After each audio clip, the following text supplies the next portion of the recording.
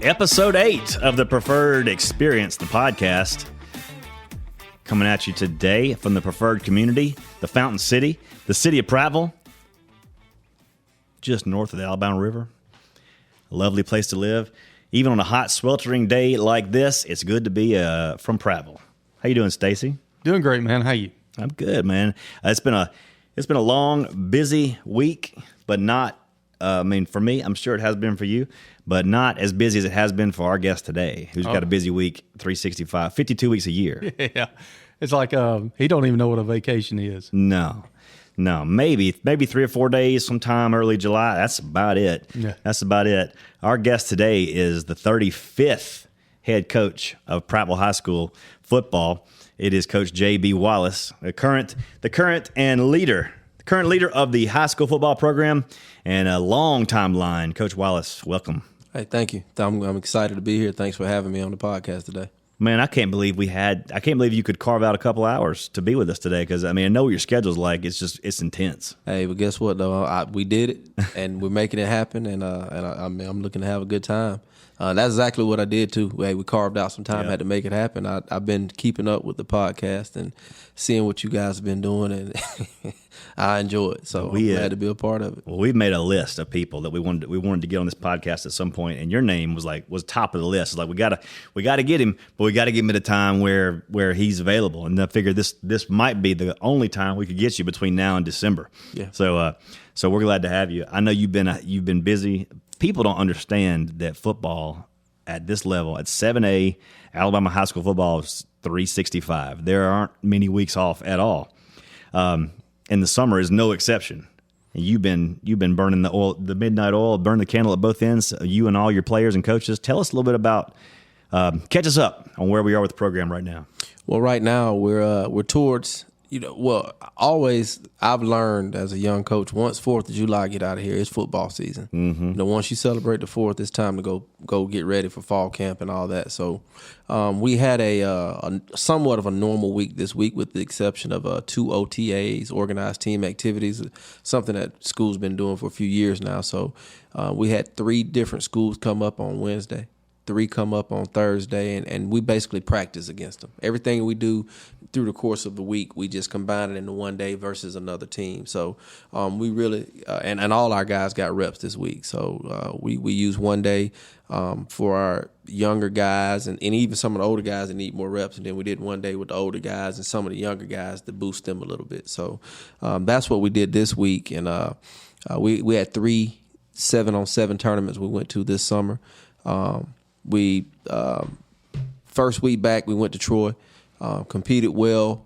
Still, getting the summer break out of us. We took 2 weeks off, and since we played that spring game on a Monday, that's kind of different than we've ever done. So we really had almost 4 weeks. Well, almost 3 weeks off because we were off after that Monday game, which we usually play it on Thursday. But anyway, we came in at Troy, and we competed well, but, still a little rusty first week back for summer.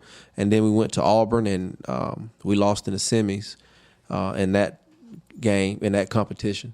And then we went to UAB where we lost in the championship game. But we got better every week, and our kids competed. And we took a lot of kids to 7-on-7. Mm-hmm. We also did one with the younger guys as well where we went to Chilton County and competed with them with our 9th grade and our JV bunch, and so we did well there. So very, very proud of where we are right now. This week coming up is the Alabama the All-Star week. So we have a lot of coaches meetings, and it's half days for our guys. You can't do any competing this week. So and then next week the week after we're gonna do a lift-a-thon, and that's gonna wrap up our summer. The lift-a-thon is something that you brought to Prattville. Is that right? Well, I inherited. You inherited it. We kind of put a different spin on it. Coach Ross did it. Hugely successful. Yeah.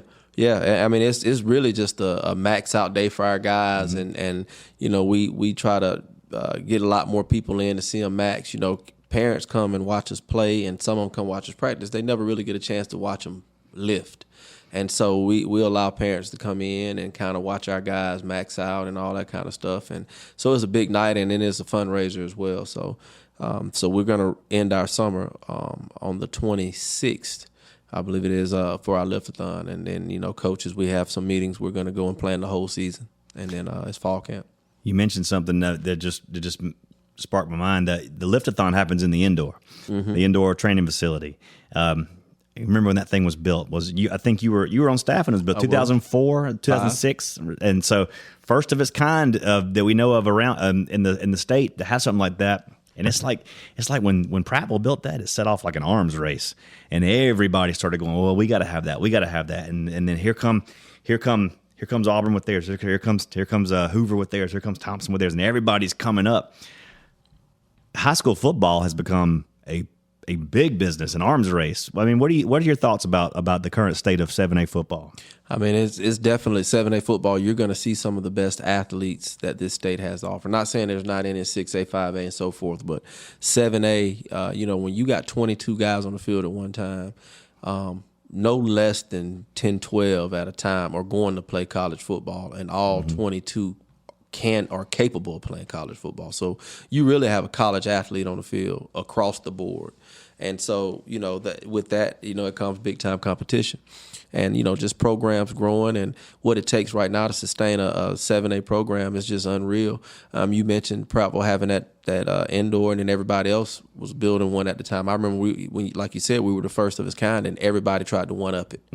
And, so then it became to where we had 30 yards to work with. Now you got people with 55 yards and regulation width and all that kind of stuff, right, where you can actually have a practice in the indoor, if the weather, allows you to. So, it's definitely big business at this level. Yeah, and we've seen that time and time again, how we compete against these 7A programs that have just tons of resources and like dwarfs our resources right now, but the competition level is still extremely tight with the Centrals and the Auburns and the Hoovers. I mean, a play or two away from those games going the other way in the last 3 or 4 years in a row. Could you imagine what we could do with a level threshold? Oh man, it would be unreal to be able to do that and to be able to have the facilities to be able to enhance your program. I mean, it makes a big difference, especially when you're dressing, 110 to 120 kids and being able to have the facilities to do that and to prepare and all that good stuff. You can't beat it, which we have a lot of room in our indoor right now for workouts, and we're able to do a lot of stuff. But, the sky's the limit, when you add a little bit more to it. Well, that we've talked about on several podcasts previously, but that time's coming for us, I think. But your job as the head coach of this program doesn't stop at the high school level. I mean, you're involved with the junior high all the way down to the youth lines. Talk about what it takes to integrate all that into one big family program. And that's a process in itself, and I think we're headed in the right direction with it. But the vision is for all of us to be the same, just a different version of ourselves. So, when you're starting with the youth league and, when they're able to speak the same language as your junior high and then your ninth grade and then the varsity, it all should link together. It's all the same stuff. And when we're speaking the same language and we have the same goal, that's when you start, developing huge programs. I remember when Prattville was winning championships, I mean, we all spoke the same language. And winning, they knew how to win at the youth league level. And in junior high, they knew how to win. And then those kids were winners, They knew how to win. And so when we got them in high school, it was just plug and play. We just took them a little further.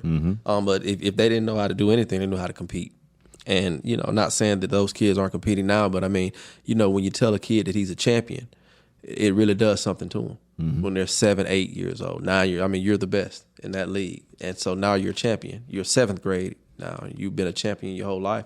There are some names that pop up on teams, and I won't go through all of them, but, we've inherited guys that is at a time in like the 10th grade, they've never lost in their life. Yeah. They were undefeated, maybe one loss or 2 losses. I mean, you talking about from the age of 6 to 13, they've been winners their whole life. So it matters. Oh yeah, Yeah, it definitely matters. Heck yeah. And when people look at you from the outside and see you on Friday nights and know like, well, they're practicing during the week and after school and they got games on Friday nights, the preparation that goes into what you do and to what your staff does every single year, every single week, I mean, it's hours upon hours upon hours. And why in the world would anybody want a job like that? I mean, especially when you're trying to balance family out. Right. I mean, you got to have a passion for it. You got to love it. If you don't love it, you're going to be miserable. Yeah. And you have to love it. And we talk about the hours it takes. Man, the staff that we have, man, those guys, they've already started game planning. They started game planning in February. And so they had the initial game plan in February, and then they added to it this summer. And then, so we've already gone through the schedule and started game planning on opponents and things like that. So that's the preparation that it takes. And I think it's fair to the kids that, you get them prepared. So when you step into game week, that's not their first time seeing that call, seeing that style of play. They've done it 2 or 3 times already before the game week. So, you have to love it. And family is important, and it's always been important. And now with technology, we're able to do more from home to spend that extra family time. When I first started coaching with Coach Clark, I was the young coach on the staff, and I had the fun times of having to go all the way to Mobile to exchange a VHS game tape and make sure I have it back and then have it uploaded into the computer system. That was my job. And one of the names you hear a lot around here, Coach Eddie Brown, he'd always volunteer me to do it too. He said, JB ain't doing nothing, Coach. He can go on down there. So now we have technology and we can send that stuff, through the internet and all that kind of stuff. And so it gives you more time, to spend with your family, but you can still be efficient. Absolutely. Hanging out with your coaching staff some this past week, looking around the room, and there are majority of those coaches played football right here at Powell High School. I mean, between like your Justin Thomases, your LaJuan DeBartolabens, your Quay Moncrief, Corey Lee, the list goes on, including yourself. What does it mean to have a staff that has a passion for this, not just for football, but for this program? Well, day one, when I accepted the job, I wanted to get great men, great teachers, great coaches in here to build this program. I really didn't know I could get my hand on so many Prattville guys that had seen the success and been a part of it, and that's just a blessing to be able to do that. But those guys, they know what it looks like. And then, being able to get a few guys in the program that did not come through Prattville. I mean, we got the right guys with the right mentality and the right mindset and the right attitude to come in and lead these kids. So, but being able to get these homegrown guys, I mean, they know what it looks like. Yeah. They know what the goal is. And so I guess when they came through school, I was in the meeting that we discussed on how to get it to that point. So now they're learning some of the things on what it takes to get it to that point. But I mean, just like we talk about the kids and how important the youth league is, those coaches are winners. Mm-hmm. So they know how to win. Most all of them have a ring or two. Yes, sir. So they know how to win. Mm-hmm. And all the coaches on the staff, I can say that every one of them, they have a winning pedigree, and they know what it takes. And so those guys, what some people may say is, oh, that's too much. No, that's what it takes, and those guys understand that. Absolutely. And to be Millzer, were you going to say something? No, I was just going to bring up the point as far as he's talking about the Prattville people. It doesn't just extend to Prattville High School. I tried to, I don't know what Hoover's alumni coaching, situation is, or alumni, but from my vision, or from my view of what I've seen in high school football around the state, I'm comfortable in saying that Prattville supplies more coaches, the tree, not just players, but the coaches that have coached here and everything. I'll be safe to say that coaching tree is the most extensive one in this state as far as reach and number of schools and different coaches that are coaching around. I mean, I follow everybody on Twitter. I try to, and it seems like everybody's got a job somewhere, a big job somewhere. They don't. There's no 1 or 2 years and then out of the business. These guys are lifers, and it extends from top to bottom of the state. and everybody's the same pretty much in 7A. It's 80-hour work weeks during football season and 70 hours outside of football season. If you don't have some kind of release, some kind of passion outside the gridiron, you'll burn out quick. Yeah. And you've been in the business now for how many years? This is my 18th season. 18th season coaching football. Yes, sir. In some capacity, and now like what, almost 10 years as a head coach. Mm-hmm. So how do you decompress, Coach? We never get to talk about this kind of stuff because we usually talking about what happened last week. We're looking forward to this week. What do you do? I mean, where do you go? Well, I'll tell you this.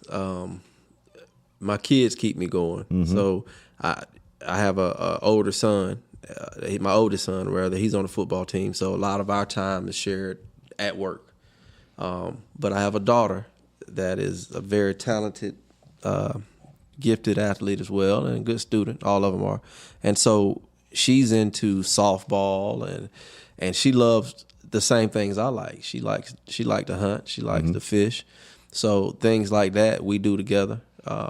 She likes to train in boxing. So I'm her trainer. So you're her punching bag. Yeah. So she, stuff like that. It relaxes me just to be able to unwind and be daddy with them. And my youngest son, he's 4, be 5 here in a couple of weeks, and he's kind of everything I like, he likes too. So that's how I decompress. And of course, my wife, I guess she loves making a list of things for me to do. so I guess that can be some decompression too. It takes a really strong woman to be part of a football family. Yeah. And you certainly have one. Yeah. And I told her I almost thought I messed up when we first started dating. And this thing was getting serious. I said, listen, I got to let you know something. I'm going to, you know what I do for a living. And I'm not going to make a lot of money doing it. And it's going to be time consuming because I love this. And you sure? And she's like, yeah. I said, you sure? So that I'm going to ask you once. Right. And that's what are you holding a recorder going, could you repeat that, please? Yeah. Well, I'll tell you, we literally had that conversation one time, and it's been great. She's been very supportive, and she is the ultimate coach's wife. So I'm very blessed to have her because she runs it during football season. I mean, she runs it. He got broke in under Coach Bill Clark, so I think the worst case scenario he started in. Yeah. Oh, yeah. So which as a coach, when you start there, I mean, that's the norm for you. Yeah. And then you realize everybody else didn't like that. So you're looking at them, man, you're different. You're kind of weird. This is what it takes. I mean, Coach Clark, he always say, we're going to study it and we're going to do it to the nth degree. And he meant it. So, but that was norm for me. That was my first job. Wasn't it Coach Clark that would say, wives, after 4th of July, you can have your husbands back in December? That's right. And he meant it. He meant it. Yeah. Speaking of Coach Bill Clark, he recently had to announce his retirement due to medical issues at UAB, and you've had firsthand experience of what Bill Clark brought to Prattville High School. You were right there on the front lines when he built Prattville High School. You were mentioning earlier the indoor facility. Bill Clark made that happen. New turf in the field when nobody else had field turf. Prattville had it first. It's those kind of things. He was very innovative in what he was thinking and everything. And just kind of what were your? I mean, as you played under him and then you coached under him. What are your thoughts on Coach Bill Clark and what he's brought to the community as a whole and football as a whole in the state? Well, that's one thing. Everything that he talked about as a head coach, he talked about his vision. He used the term we and us. It was never me and my. I mean, when he made plans, he always said it's going to take everybody. And he did that with the community. He did that with the team. And that's something that if I didn't learn anything, I mean, he taught how to bring the community together, and he did that and bring a team together. He was always on the cutting edge of everything. He was always a step ahead. Like some of the stuff, he would have discussions on the staff meeting, and I would be mind blown. Like, I think Coach needs to take a break. I think he didn't. And then lo and behold, a year later, I mean, we've already been we're ready for it. Like they may change a ruling or something. We're always a step ahead. And that's kind of how he planned and prepared, his team and his staff. He came in my senior year as he was the head coach and my position coach. And so I got to play for him kind of twice, when you play under him as a position coach. And so, he just instilled those things about. He's a big detail guy, and that kind of did it for me as well. He was a stickler about everything, about how you sat in a meeting, how you carried yourself on a practice. That's the first time I was ever taught how to carry yourself on a practice. I thought you just go out to practice. No, this is what we're going to do. Every time. This is what I'm expecting, and probably couldn't get away today with what our water breaks look like. I mean, we take water breaks, but it's not like it is today. But, right. I mean, he made you tough. Well, and you just hit on something right there. Not like it was. You probably couldn't get away with what he was doing then today. And football continues to change. The state of the sport continues to change every year, and the way you can practice, the way you have to hydrate, the way you have to what you can even wear on the practice field. What's your take on that? Do you think these are positive changes, or do you think these changes need to be made, or are we hurting the sport by doing this? I think it goes both ways. But just to hit back on Coach Clark, that's one thing I think made him successful. He was able to change. He changed with the game. Mm-hmm. He did that, and so he wasn't, as they call, a dinosaur, and he's going to do this and this is no. He evolved with the game. But back to what you were saying, I think it goes both ways. But safety first, and I guess with different studies and technology, you find out different things, and so you want to definitely accommodate the student athlete in that aspect. But with that comes the difference of the type of athlete that you're building. Right. So as a coach, if you're not changing to adapt to the way the game has changed, those athletes can't relate to you. You're going to have a problem. So they're much different than where it was when y'all came through and when I came through. Much different. Yeah. And not always in a bad way, but they're just different. So you have to change with them. Just to bring you talk about change, that kind of brings up a story with Coach Clark. That was back then. There was no huddle, so as far as highlight videos for the players or anything, it was pretty much all manually hand done, and I was doing that for them, for the program and everything. And I came up with the idea of putting them on a website where recruiters could go to it. I was one of the first ones doing that. Are you trying to say you invented Huddle? No, I'm not saying I invented Huddle, because if I invented Huddle, I wouldn't be sitting here.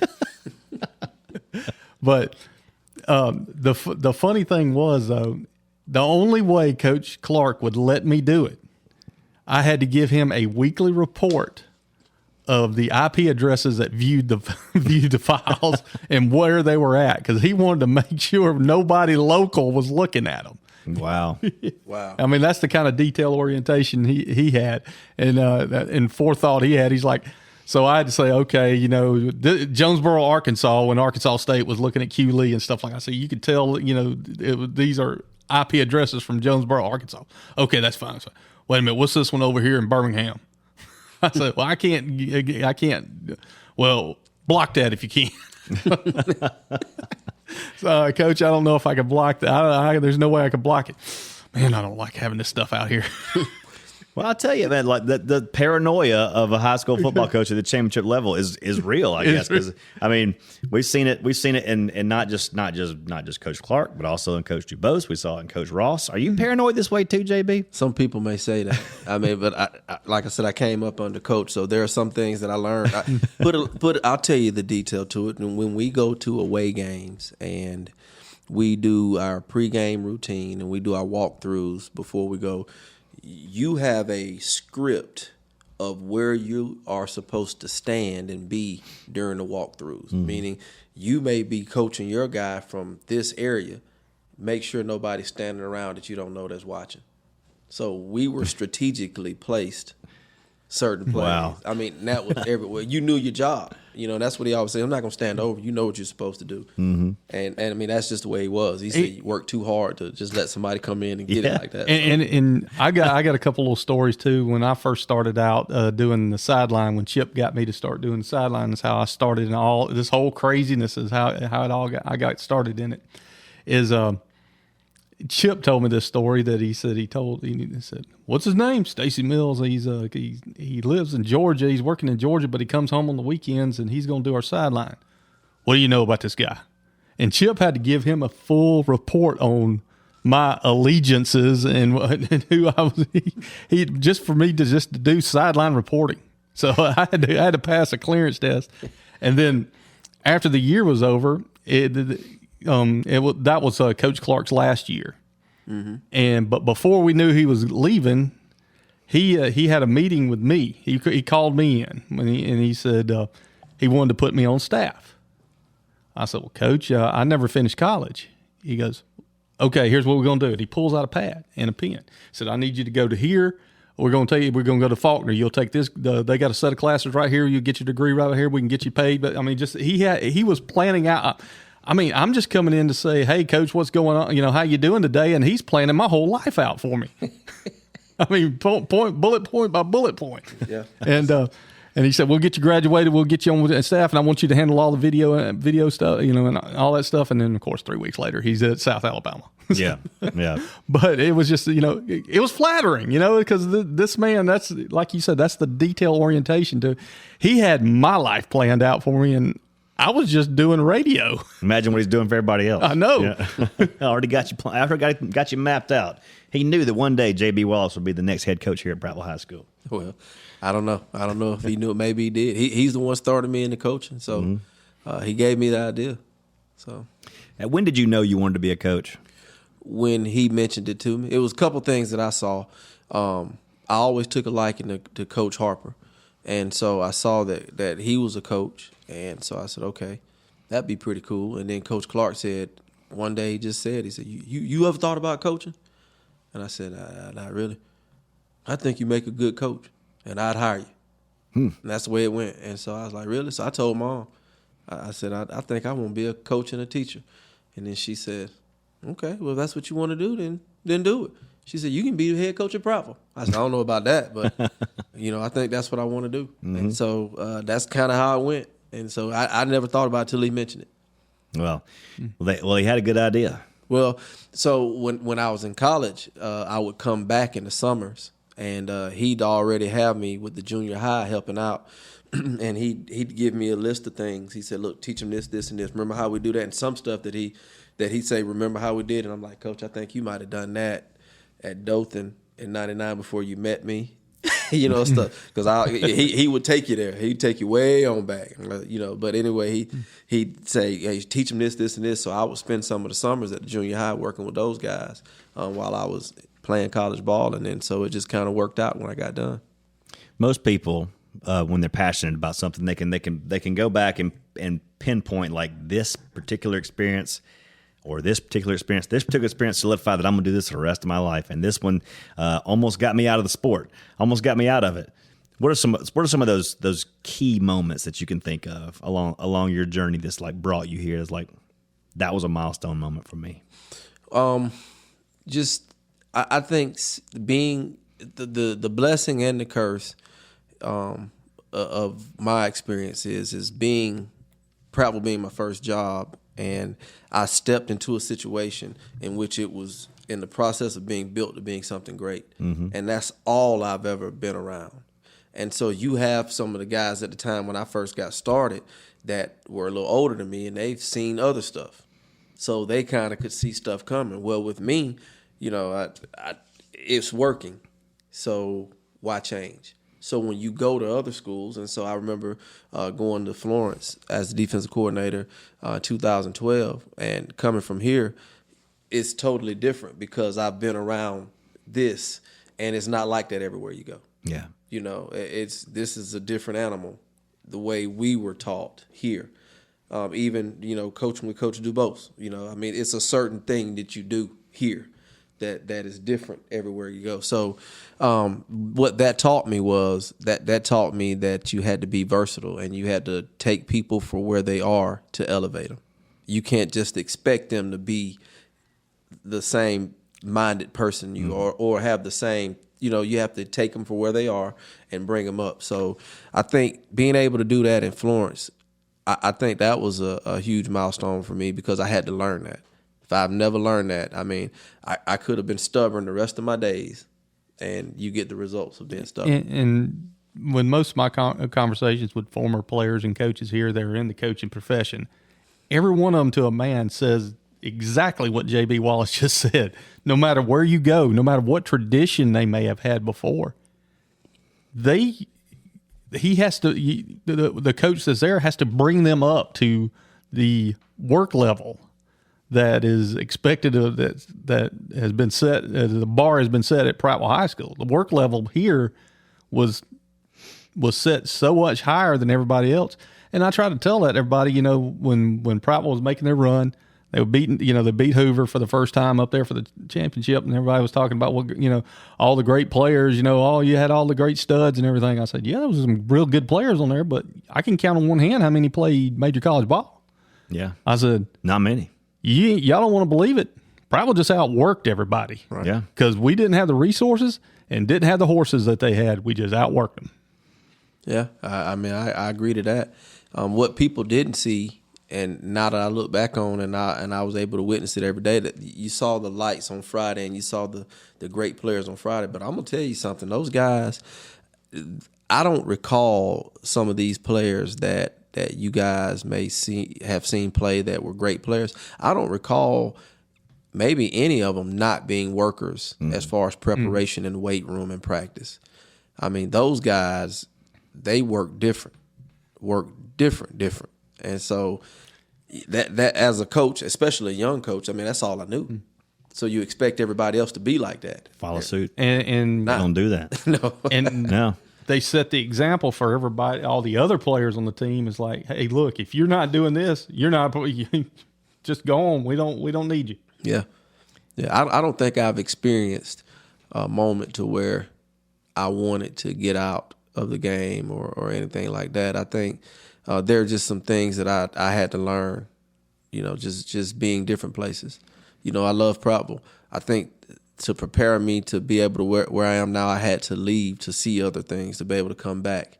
And now I see things differently. Yeah. And just, even going to Marbury and had a great time at Marbury. What I learned in Florence helped me at Marbury. What I learned at Prattville helped me at Marbury. So it just all, God just took care of me and gave me the vision.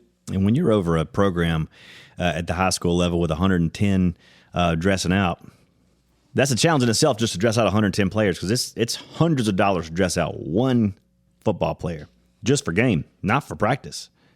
But beyond that, you got 110 players. They all come from different backgrounds. They all come from different financial situations. They all come from different home life situations. And in some situations, a high school football coach has got to be daddy too. Yeah, you experience that all the time, and I. There are some things, that we could take up the whole show on that alone. But yes, you have to see all that. And as a coach, I'll just say this is similar to being a player. Some players just got it, and you can't explain it. And it's the same with coaches. Yeah, some coaches just got it, and you understand. And I know some of the, and so you learn stuff you taught from certain guys, and you learn from them, but they teach you certain things. I remember it was something we were talking about. I said, this is how we're going to deal with this. And it's because I was taught that way. And, of course, we had to revamp it with the time. But I said, we're going to deal with this like this a certain way. And then a coach said, hey, I'm taking a class, a master's class, and how we handle this and what you said about this, that's in that book. You read that book? And I said, no, I ain't never read that book. I ain't never read it, but that's just the way you were taught to do it. And when you're around the right people, you learn stuff like that. Can I say the two names? Go ahead. Coach Low Pickett, Coach Eddie Brown. Yeah. Oh, yeah. Oh, yeah. And so, yeah, being a young coach under Low Pickett, you learn a lot from him. Of course, he taught me a lot of hard lessons, too. I wouldn't take nothing for the world. I put it like this: I appreciate what I do now because of him. Yeah, yeah. It was amazing the impact that one man can have on a community. Oh yeah, not a head coach, an assistant coach. Low Pickett. I mean, what a blow that was to lose that man for this community, not for this community, but the whole region. I mean, what an impact! But because his teachings, his attitude toward the game, his love for kids, it just reverberates in everybody that seems to have known him, and you're an example of that, I think. But we hit on having to be having to be daddy to some of these kids that maybe have a single parent household and just need some push, and you provide that. But also, you said earlier, and I wanted to get your thoughts on this. You also are technically a biological dad to one of those players out there, old Scooter. Mm-hmm. Your son is out there. How difficult is that to coach your own son? It's actually fun. I've never, and I purposely did it for my own being, but I've never had an opportunity to coach him on a team until now. Mm-hmm. I didn't coach him growing up because I wanted to be daddy. Mm-hmm. I didn't want to be coach. I wanted to be daddy, and I let everybody else coach him. And I try to lead by example. So, growing up when we played baseball, basketball, football, I'm going to sit there and I'm going to be a fan and I'm going to support the coach for whatever he wants. And it don't matter if I agree or disagree. He's the one coaching him. And so I lead by example for that. So now that he's on the team, I coach him up a little bit on technique here and there. But, I trust my staff to really coach him up. Probably when we first came, nobody probably really put together that was my son. Yeah. If you really didn't know us, because it's a different relationship on the field.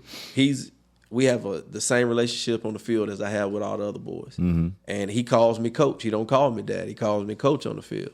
And so, but I trust my staff to coach him. And they coach him hard, and they don't cut him slack. He probably get it worse from them.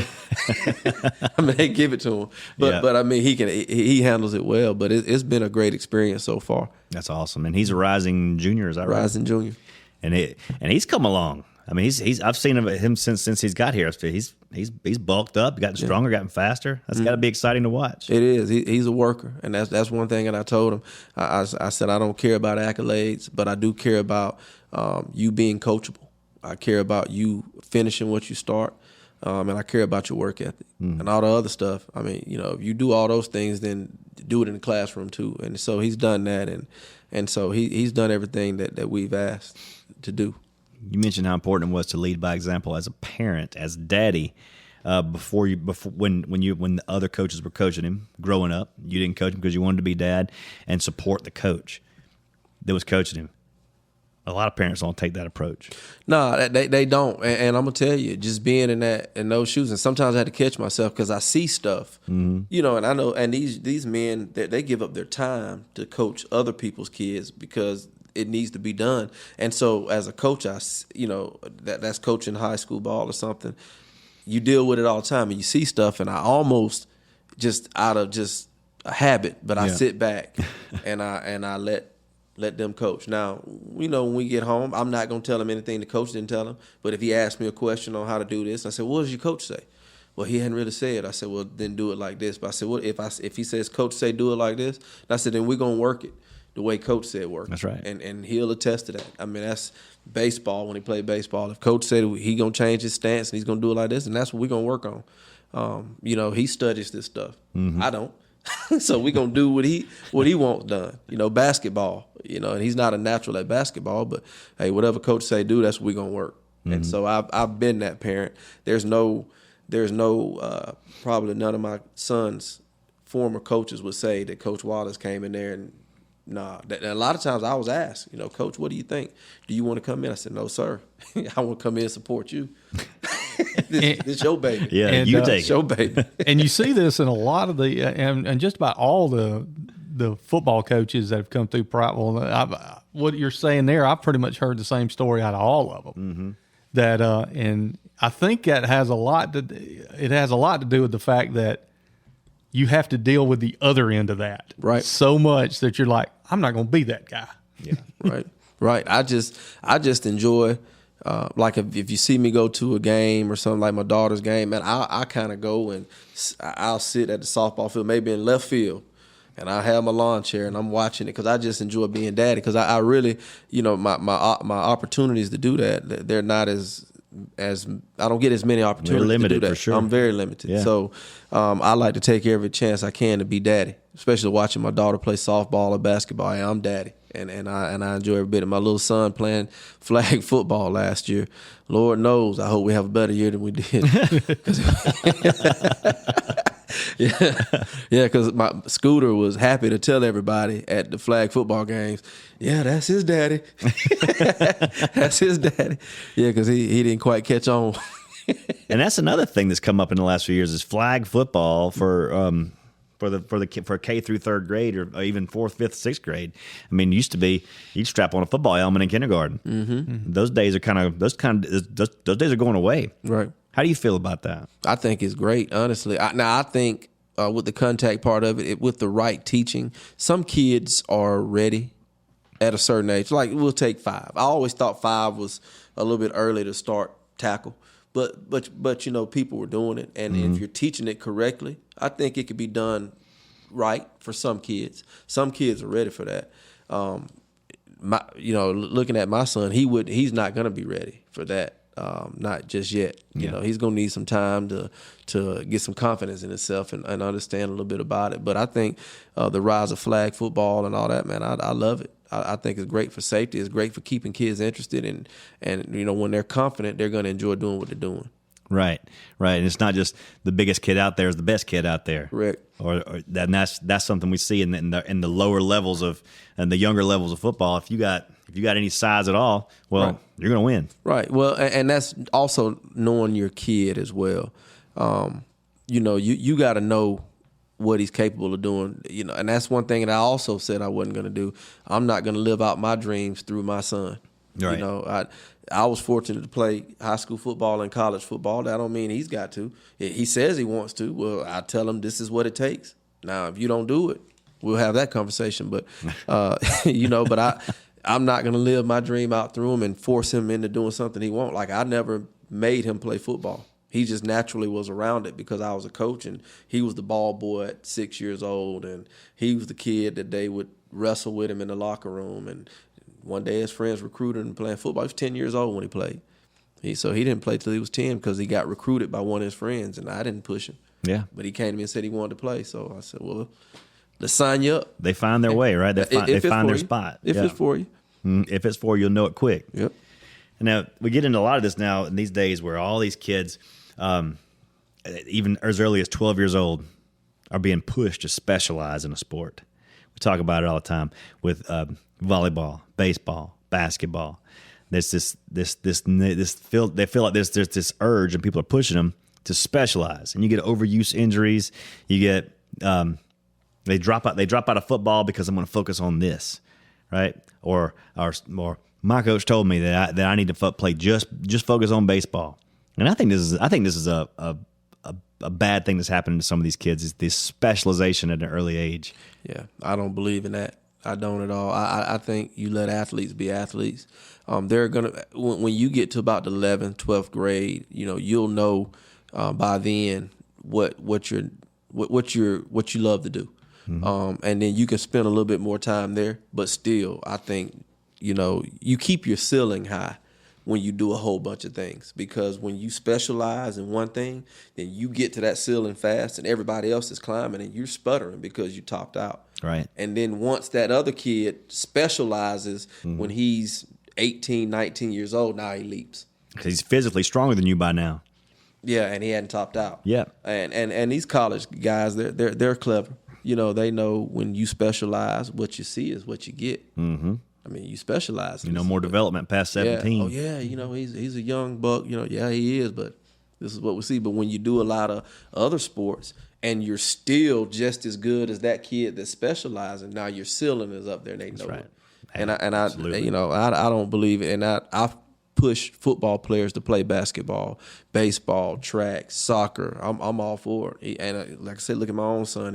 He was a 3-sport athlete last year. Yeah. So, I mean, I push it. Well, your starting quarterback was a 3-sport athlete for 2 years in a row. That's right. And like E.J. Owsley happened to be probably one of the most prolific passers in Prattville football history, and also one of the best baseball and basketball players we've seen. An unsung hero type guy, but guy did all 3 sports. Yeah, I've tried. You know, I've talked to different people, and we've tried to think of it. I can't think of anybody in my lifetime that has been more prolific in all 3 sports, and you know, as E.J. Owsley has been as a senior year. I mean, yeah, you may have had some better quarterback play, you may have had some better basketball play, but all three in 1 year, I can't think of him. I mean, he was the leading scorer for the basketball team, the second or the all-time leading passer, single season passing season, and the starting shortstop, all in his senior year. And a prototypical Prattville kid because he wasn't the best athlete.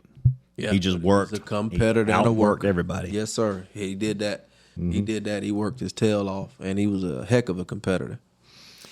That's no doubt about it. And now he's stepped out and heading to college this fall, and you've got a hole in the backfield to fill, and you got a battle going right there between two hard workers. Yeah, and every day, you see something different out of every one of them every day, and we can add to three because we have Gavin Rigdon, who that's right. When you mention worker, he's a worker too. So all three of them, they're workers, and so you don't ever have to worry about where any one of them where they are because they're working somewhere, either baseball, basketball, football, whatever. They're working something, and so. But yeah, I mean, I'll take that mold of quarterback any day if they don't mind working. Any day of the week. Well, Coach, I tell you, this has been a fun conversation. I got one other thing I want to talk to Coach about, and this is what I want everybody to know about Coach Wallace, because he is a master of a lost art.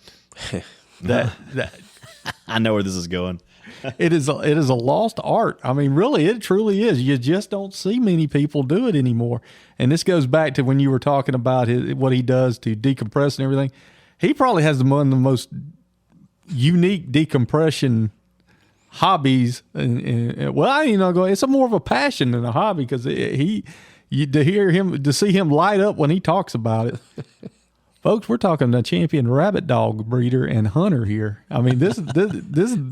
I mean, you go up to the high school. I mean, I know he told me recently he had to get rid of one of his dogs because of he just didn't have time to work with him here lately. But there would be plenty of times where I just look at it and there was a dog box in the back of his pickup truck at the high school. So I'm like, yeah, he's working them. He's finding time to work them. So. Yeah, tell us about your passion for rabbit dogs. Well, I just think his nature in general. I just like being out. I like hunting. I started. I didn't start till my 20s. So I was about maybe 19, 20.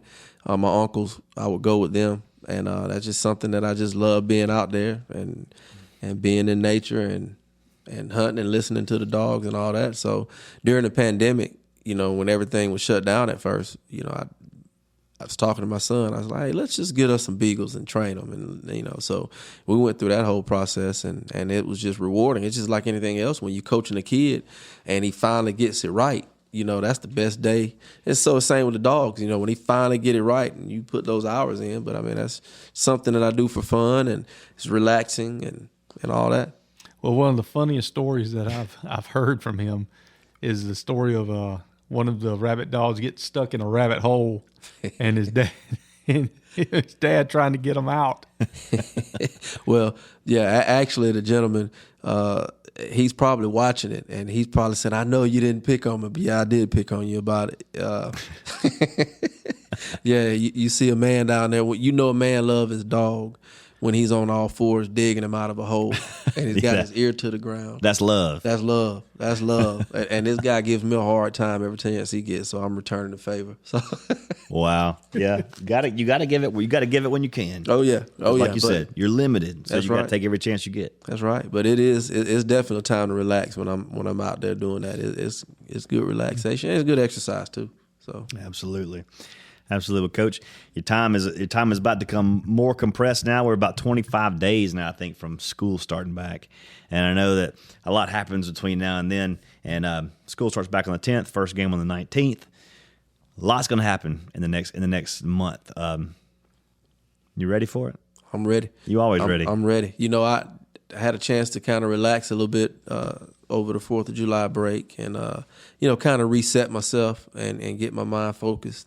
That's something I learned to do over the years. You better take advantage of that week, because if you're doing it right, you're going to be playing for a long time, that football season. So I had a chance just to relax and And for me, relaxing is it could be watching some film, alone or something. But or just going back and evaluating some stuff that you do. So, but definitely ready. I'm ready to see this group compete. I'm ready to see these coaches coach. I'm just ready for football season. Absolutely. That's such a coach answer. Yeah, I'm gonna relax by watching some game film. Yeah, but hey, it's a habit. That's what you do. If that's your passion, that's what relaxes. But a good Saturday evening during football season when you're spending family time, for me, my wife watches film with me, and that's I'm telling you. So we'll watch college football, and then we'll have I think she's a keeper coach. Yeah, she is. I'm telling you, and we watch film, and now she knows. She's finally learned what questions to ask.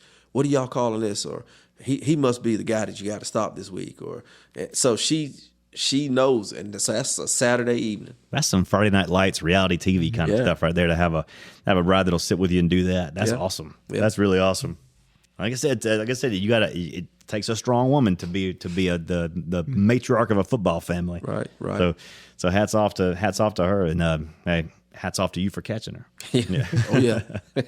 Yeah. This has been great, but there's a topic I don't want to hit on it. I just want to touch on it right now because we got to go into a deep dive with this one, and it could because I actually got a text message from the man when he was listening to our previous podcast about the Miami trip, the famous Miami trip, and we want to get the coaches on. I want to try to get a couple of coaches on here to give the coaches' perspective of that trip.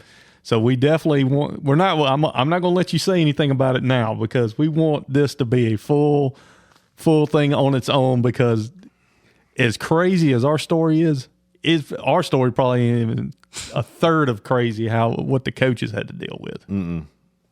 Well, I'll say this: you see Miami on TV and all that stuff, and I'm we enjoyed it, but I probably won't be going back on my own. You're not going to reschedule that? No, sir. So we're not going to go play Miami Central? They can come to us. They come to us. Yeah, they owe us one. Hey, you talking about a reverse culture shock? Yeah. But it's been a long time since we had a marquee game outside of the state. And we've had some come to us, and us go to Gulfport, Mississippi, to Cincinnati, to Miami. We've had Don Bosco Prep come here, Brentwood, Tennessee come here. Is there any plans for that in the future? I actually was contacted this year. A friend of mine, is the head coach down near Miami in Broward County down there, and he was wanting a game, and we thought about it. We just couldn't get the schedules to match up. They're on an alternate schedule than we're on, but of course they would be coming to where we were not going there. It is an expensive proposition to move that many kids that far. Yeah, and that was part of the thing too, because they were going to need some compensation to help with that as well, and now is not the time. And not for us. Yeah, check us in a couple of years, man. Yeah. Now's not the time. But yeah, I can see it coming in the next couple of years, especially when the change of schedule. We may play an out-of-state team. Hey, well, and with the changes we have at the stadium, that's going to be a good draw for a big game. Oh yeah, it would be. It really would be. Well, Coach, I know you said you've been checking out the podcast a little bit, so how the segments, how we segment this up, and how we get toward the end of the show. We like to do a deep dive with Chip Powell and Lewis Mills into what's become one of the the most popular segment on this show, Poetic Justice. It really has. I mean, it's the ones where I get definitely the most comments about. Well, yeah. These men are I won't say becoming famous, but maybe notorious is more the word. And this week's no exception. This week's no exception at all. I've had a little primer for this, but I haven't heard it all the way yet. So why don't we go into it right now? Poetic Justice with Chip Powell and Lewis Mills. Welcome to another episode of Poetic Justice. Lewis, good to have you here with us again, as always. Listen, exciting news. I know you're just about to jump out of the building here wanting to announce this. Huge announcement came out July the 12th. Library of Congress. You know, you and I have have had several calls with Library of Congress, with our Poetic, our relationship through them, and we hear from them often. But they announced the 24th Poet Laureate. And I know you know who it is, but I think we were both shocked at first. I mean, when we called each other, you heard it. I think you heard it first, and you called me, and we were both shocked. But then we were almost just ravished and charmed with the euphoric joy in the announcement of who it was. And with that, Lewis, go ahead and tell us who it is. Well, none other than Ada Limon. Oh, yeah. She's the first Chicano to be awarded the honor. Ironically, she will succeed another history maker. And that was another person of Native American, maybe? Joy Harjo, the first poet laureate of Native American descent. Wow. I mean, that right there is enough that we can end the show on right there, but we're not. We're going to talk about Ada, her couple of her poems. But, Lewis, the thing about her, she just connects. You know what I'm talking about? She connects with you. She's accessible, engaging poems that seem to ground us where we are and who we share our world with. I mean, that's what she does when you read. But if you can, how about reciting just a short part of maybe one of her poems? Well, this is from the first fish. Is this where I am supposed to apologize? Not only to the fish, but to the whole lake, and not only for me, but for generations to plunder and vanish? Yeah. Listen, it'd take too much time to do the whole thing, but you know what that's telling me, just we have a little bit more knowledge, don't have really the time to tell you our relationship with Ada and what we know of how she is really, but she feels barbarous and kind of apprehensive in the fact that she's about to kill something, right? Right. And that wants to live. This thing wants to live, this fish. And that's how I see it. She's struggling. But Lewis, how do you break it down? Well, I think she reeled in a carp and knew it had too many bones in it and wanted to throw it back. There you go. There you go. That's it for this week's episode of Poetic Justice. Thank you.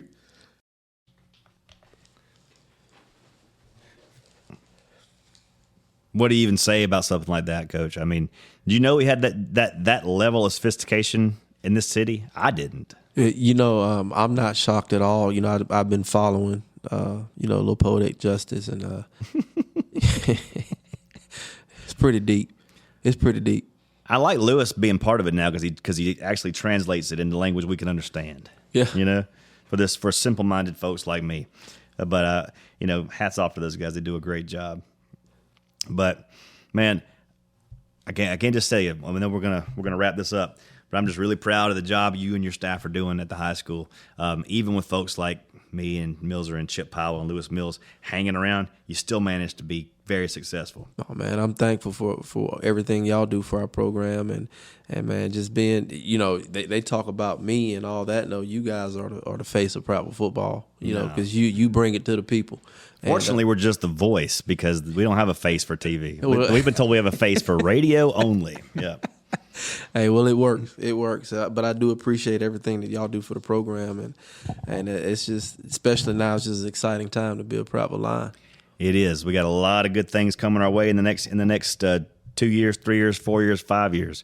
I imagine we'll be sitting around this table in 5 years talking about when the new high school is going to be finished. Oh, yeah. Well, I had a conversation with Coach Wallace the other day at lunch, and I was telling him how the Auburn game this year, if I can make it, will be my 200th consecutive Prattville football game.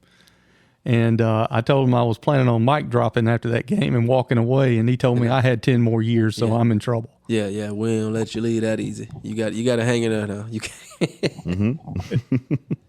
Hey, we'll get to 200 and we'll celebrate that, and then let's get to 300. We'll celebrate it if it's a win. Yeah, we'll celebrate if it's a win. We ain't celebrating 200 if it's a loss, but I don't expect that to happen. We got to get it done. I tell you, before we break up, let's talk about the season coming up. You got a schedule that's Did a lot of home games, front loaded. We got a lot of a good opportunity to be. I don't know. A lot of people are thinking it could be 8-0 heading into the last 2 games. Well, that'll be the plan. New region. Look, this year got a few new teams introduced. Some familiar faces. Reintroducing Opelika to the region. That's always fun. Going over there to play. Yeah. Well, actually, they're here. Right, but going over there is always a good time for us. Yeah, but it's memorable times for that. Hopefully, we'll be able to catch the bus into the stadium this time instead of having to walk. That's what I remember from 2007. Mm-hmm. Well, we like to close the show with a motivational minute by Coach Donny Burnett. We do it every week. A guy that you have to keep close tabs on at the junior high to make sure he's actually doing his job. So. See, he's got no comment about that. It's like, yeah, you're right. No, Donny does a great job. He does a great job, and he's probably celebrating the 7-on-7 win. By the way, yeah. Congratulations to the 7th and 8th grade for that. They really did. They really put a number on him this week. That was right. What he said: 16 possessions, 16 scores. Mm-hmm. Can't do much better than that. You can't. So let's turn it over to Coach Donny with the motivational minute. This is Coach Donny Burnett, and here's today's motivational minute. Winners are not people who never fail, but people who never quit. Keep fighting. This is Coach Donny Burnett for today's Motivational Minute. There it is, short and simple. Short and simple. That describes Donny to a T. He listens to this. I know he listens. I'm gonna pay for that one. You'll pay for that I'll one. pay for that one. You'll pay for that one. Before we go real quick, one big exciting announcement that happened. Well, we're taping today on Friday. That happened yesterday. Is a former coach, a former Prattville player. He's as far as I know, he's lifelong Prattville, if I'm not mistaken. I mean, I don't know if he moved in or not in his early years, but we've got a new assistant principal at Prattville High School that has come through the football program. Uh-huh. And that'll be Coach Mitchell Thornton is now the new assistant principal in charge of the 9th grade at Prattville High School. How about that? Good for Mitchell. Yeah, that's one of Coach's assistants there. Yeah, well deserved, man. He definitely deserves that opportunity. He's Prattville guy through and through. And it's always good to see Prattville guys, get an opportunity to do that. We've had a couple, that I could say follow that same format, and they turned out well. So we're expecting the same from him. Absolutely. Mm-hmm. So, Coach, you got a lot of tests coming your way here, a lot of trials coming up. I'll leave you with this. James 1, 2, and 3 says, "Consider it pure joy, my brothers and sisters, when you face trials of many kinds, because you know that the testing of your faith produces perseverance." And I know you're a believer, and I know you take that to heart, and we all do. So good luck to you this year. And thanks for spending some time with us, man. You're awesome. Yes, sir. Thanks for having me. All right, folks, we're going to leave it with you there. This has been the Preferred Experience podcast number 8.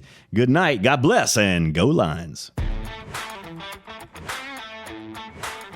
All right, that's going to do it for this week. Man, Will, love you coming in, pinch hitting, and dude, you hit a grand slam tonight. Well, expect nothing less from me, Daryl. I'm the best. All right.